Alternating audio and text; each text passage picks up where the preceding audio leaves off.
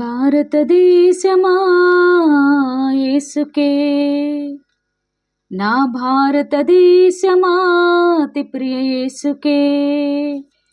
నీవు సొంతం కావాలన్నదే నా ప్రార్థన, నేను సొంతం చేయాలన్నదే నా ధ్యేయం.